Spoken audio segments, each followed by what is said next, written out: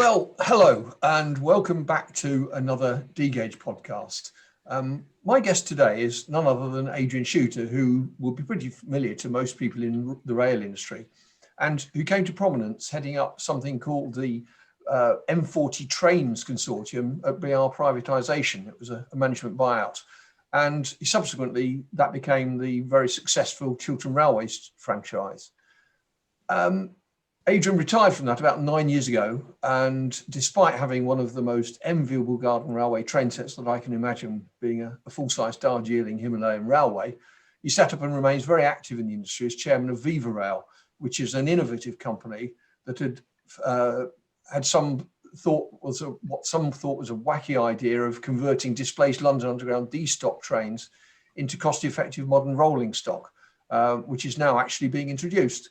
A hallmark of Vivarail is their impressive speed of innovation. And it's one of the latest things, of course, is to adapt to the challenge of zero carbon. And some of the things they're doing are very rapid inroads into that. So, Adrian, you're most welcome to join us. And we look forward to having a chat together and you coming out with some of your thoughts on a number of issues. So I'm going to start off by raising a question which a number of our speakers have tackled in different ways. But it's looking at the fact that railways are very well positioned to move forwards towards renewable energy through electrification. But there are always going to be parts of the network that are simply uneconomic to electrify. And I'm wondering what you see as the deciding factors that might influence the economic decision as to whether electrify or whether to not. Yes, well, thank you. I'm very pleased to be here, David. Yeah, I mean, I've got form, as perhaps people will know, as being a very strong advocate of electrification where it's appropriate. And of course, there are lots of places, particularly busier railways, where electrification is the right thing to do. In fact, I was taught many, many years ago that the reasons why you electrify was because the railway was very busy and you could counteract the capital cost of the electrification by the fact that electric trains were cheaper to buy and cheaper to maintain, which they are. Or alternatively, it was a railway that was in a tunnel and like an underground, and the pollution of other forms wasn't acceptable. Or indeed, it was a high-speed railway where simply to get the amount of power into the train that you need, you have to electrify. Now, of course, that leaves quite a lot of the railway where really none of those things apply. And in this country, I guess there's probably 25 to 30% of routes which will probably never make sense to electrify. Now, up till now, of course, the only real alternative has been diesel trains. We've had diesel trains for many years. They work perfectly well. I bought them and run them myself. But as we move towards a world where decarbonisation is very much more important than perhaps we perceived it before, there are alternatives. Now, I set up Vivarail really because, having been in the rail industry for a long time, I felt it was unduly conservative. I felt that there were technologies in other industries that we ought to be exploring and using where relevant. And that's how we started. Now, we quickly realized that one of the technologies that we ought to be investigating was battery power. So about 5 years ago, we embarked upon that. We built a test vehicle, we put some batteries under it, and in fact, we just ran it around and around on a private track till the batteries ran out to find how far it would go. Answer which, by the way, was 80 miles. Now, that wasn't a production vehicle, but we've since developed the thing, and we now believe that we have a product, alongside others perhaps, which would be very suitable for quite a significant percentage of non-electrified lines, whilst just reinforcing the point that if it does make economic sense to electrify a railway, that, in my view, is the right thing to do. Okay, that's very interesting. But of course, you've raised an issue with battery vehicles, and that is charging. And you may have seen the interview that I did with Peter Dearman not long ago, where one of the points he raised was about having trains sitting at terminal stations for hours charging. Now, I think that's probably something that you've got a view on. So perhaps you would like to give us a bit of an insight into your thoughts on the problems associated with charging and what the solutions to that might be. Yes, I heard Peter's charming description of a battery train sitting there for hours being charged. Of course, that may well have been true in the past. It's pretty simple. My chief electrical engineer points out to me that the battery is just like any other piece of electric cable. And the key thing is I squared R, and that's the heating effect. So the key to being able to charge a battery fast is being able to keep it cool. Now, we have been working with our battery partner company, Hopeki, very closely with them on designing batteries which are capable of being charged very rapidly. And the batteries that we have, they include their patented technology, but also they include an internal cooling system within the actual battery module. Now, the reason we went for this is having in my case, for many, many years, run diesel trains, I know perfectly well if I go to a train operator and say, look, I've got this amazing battery train, it does this, that, and the other. Oh, and by the way, to charge it, you've got to plug it in and wait half an hour. I'll be shown the door straight away. Net result is that we have a technology, as a train we're actually building at the moment, which will go almost 100 miles between charges, and with the fast charge device, which I'll describe in a second, which is an automatic battery charger, we can fully recharge it in 10 minutes. Or, for example, you could do it in 2 bites, 5 minutes each. Now, the fast charge device is really quite simple. It's recognizing that if you want to charge the battery quickly, having prepared it by having its own cooling system, as I've described, you need to have a large store of energy sitting there ready to do it. So what it would look like on the ground is a shipping container or containers, depending on the duty requirements, a third and fourth rail positioned between the 2 running rails in such a way that when the train comes to a stand, it's covering the rail that is about to become live. Various safety checks are gone through, and then effectively, the large static battery just dumps the charge into the train. Under the control of the train is deciding how much electricity it wants, how quickly it wants it. The static battery, of course, can be charged by a whole variety of means. It can be trickle charged from a main supply 24 hours a day, even though you're perhaps only using it for part of that.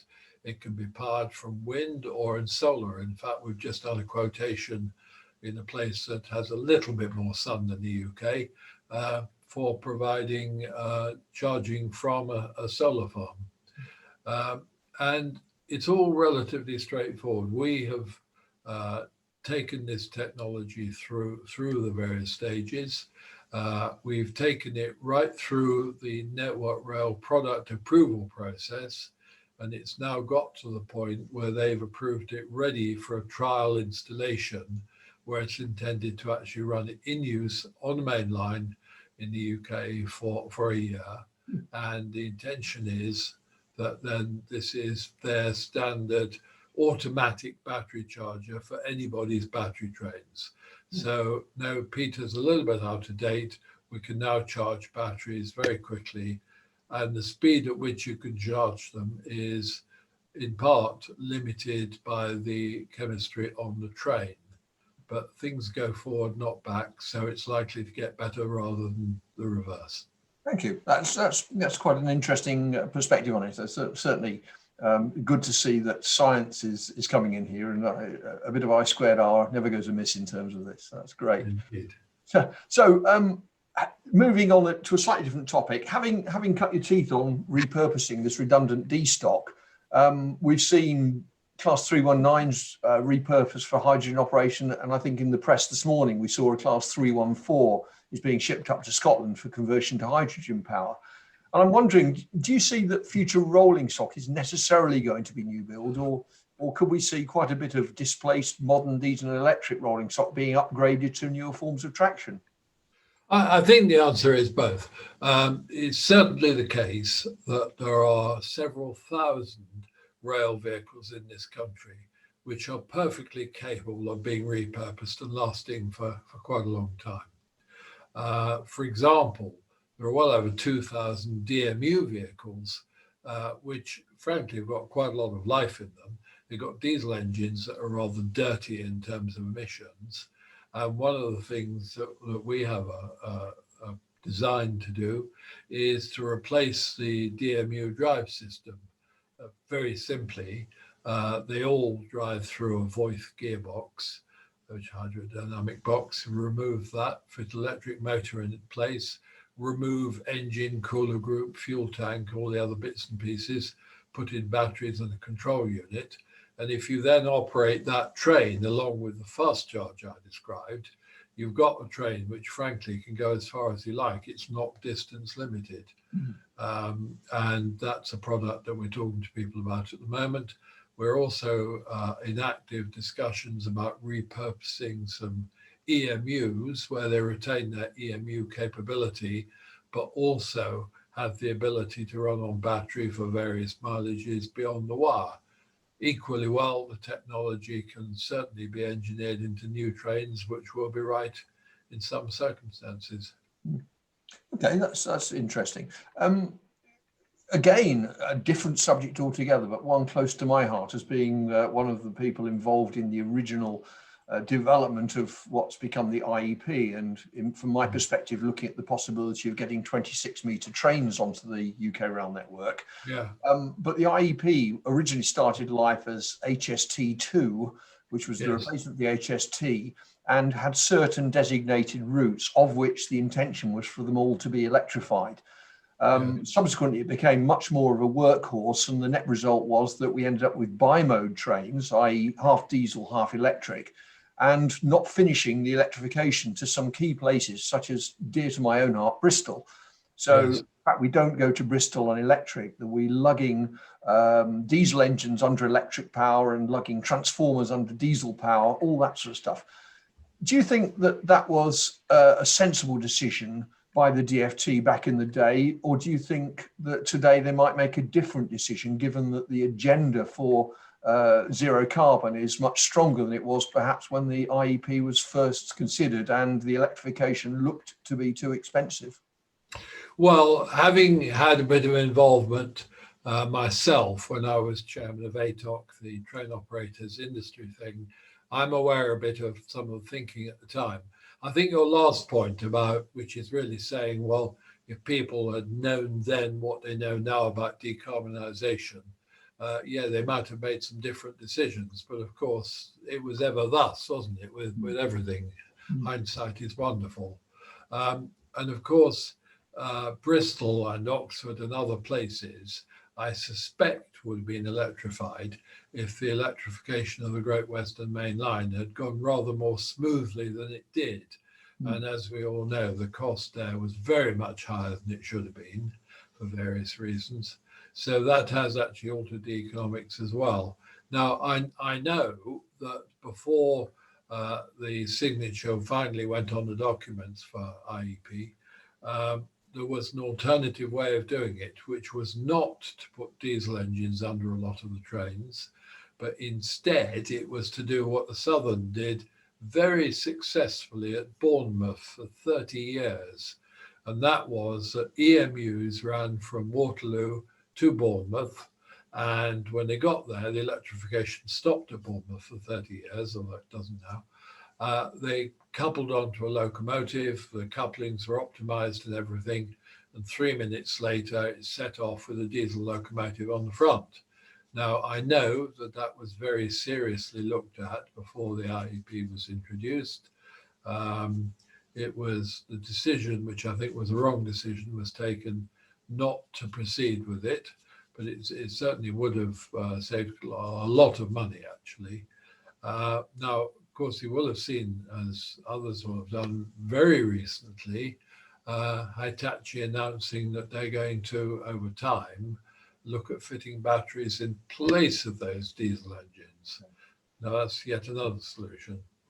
Now, that will produce and they will have in service, they tell us, at least a press release said in the early 2040s, which means that they'll be approximately 20 years behind Vivarail, which already has 4 diesel battery hybrid trains fully approved to carry passengers on the main line.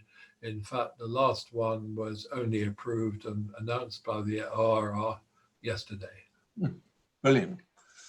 Well, I'd like to ask you one final question, a topical one, of course, and this is about hydrogen, which politicians seem to be putting a huge amount of faith in as an alternative clean fuel. But Yes. they don't really seem to be aware that its production and distribution isn't exactly efficient. And I'm wondering whether you feel that hydrogen has a real future in rail, or even at all. Oh, well, I'm sure it has at all. It's been around for many millennia, David, so it probably is going to continue.